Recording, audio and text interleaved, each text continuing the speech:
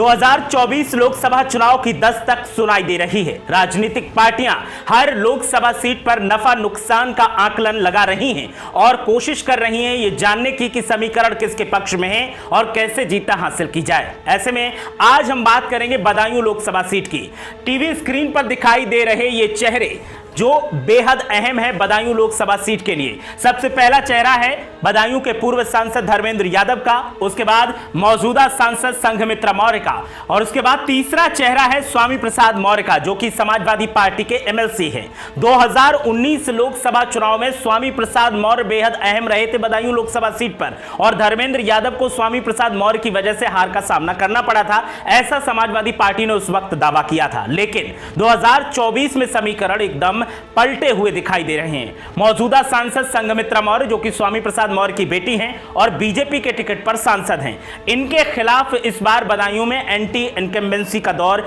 देखने को मिल रहा है। साथ ही सस्पेंस इस बात को लेकर भी है कि क्या बीजेपी फिर से संघमित्रा मौर्य के नाम पर दांव लगाएगी या फिर संघमित्रा मौर्य पार्टी बदल लेंगी और समाजवादी पार्टी के साथ आ जाएंगी। साथ ही सवाल इस बात का है कि अगर बेटी को बीजेपी ने टिकट दिया तो स्वामी प्रसाद मौर्य की भूमिका क्या होगी, क्योंकि धर्मेंद्र यादव का टिकट पक्का माना जा रहा है बदायूं से और धर्मेंद्र यादव को जनता पसंद भी कर रही है और इस बार समीकरण समाजवादी पार्टी के पक्ष में दिखाई दे रहे हैं। ऐसे में सबसे बड़ा सवाल स्वामी प्रसाद मौर्य के सामने होगा, अगर बीजेपी ने अपना रुख बदल लिया और संघमित्रा मौर्य को फिर से मैदान में उतार दिया तो क्या स्वामी प्रसाद मौर्य संघमित्रा मौर्य के पक्ष में प्रचार करेंगे या फिर धर्मेंद्र यादव के पक्ष में प्रचार करेंगे। बाप बेटी यहां आमने सामने आ जाएंगे, लेकिन ऐसा होता नहीं दिखाई दे रहा है। साथ ही दुविधा की स्थिति संघमित्रा मौर्य के पास भी है कि अगर संघमित्रा मौर्य ने पार्टी नहीं छोड़ी और किसी और को टिकट दे दिया गया तो क्या वो पिता की पार्टी के खिलाफ प्रदर्शन करेंगी और क्या वो पिता की पार्टी के खिलाफ प्रचार करेंगी। लेकिन यहां ऐसा होता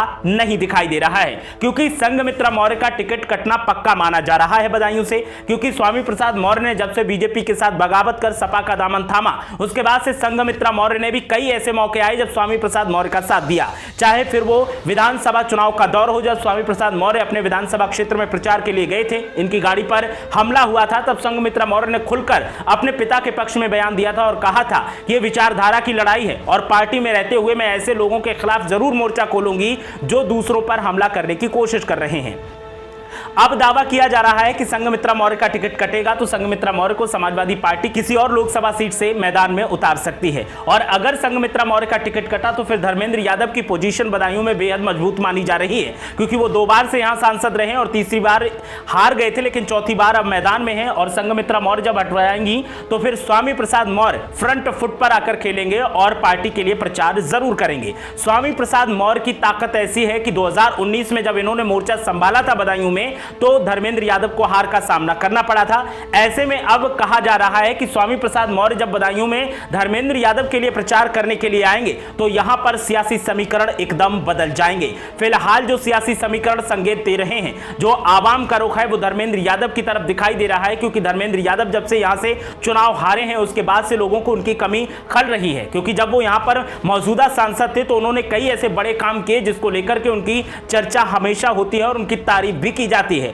बदायूं को उन्होंने 4 लेन से जोला बरेली तक पूरा 4 लेन बनवाया, इसके अलावा बदायूं में कई फ्लाईओवर बनवाए और मेडिकल कॉलेज जो बनवाया वो धर्मेंद्र यादव के कर कमलों से बला। इसी वजह से लगातार उनकी मांग अब एक बार फिर जनता कर रही है कि उन्हें अगर टिकट दिया जाता है 2024 में तो फिर धर्मेंद्र यादव की जीत पक्की मानी जा रही है। लेकिन देखना यह होगा कि क्या स्वामी प्रसाद मौर्य की भूमिका होगी और क्या संघमित्रा मौर्य को बीजेपी टिकट देगी या नहीं देगी। अगर ऐसा हुआ कि संघमित्रा मौर्य को टिकट बीजेपी ने दिया तो फिर स्थिति यहां पर थोड़ी बदली नजर आएगी, लेकिन स्वामी प्रसाद मौर्य की भूमिका क्या होगी वो भी देखना दिलचस्प होगा। बाकी जीत किसकी होगी वो आने वाले चुनावी नतीजे बताएंगे।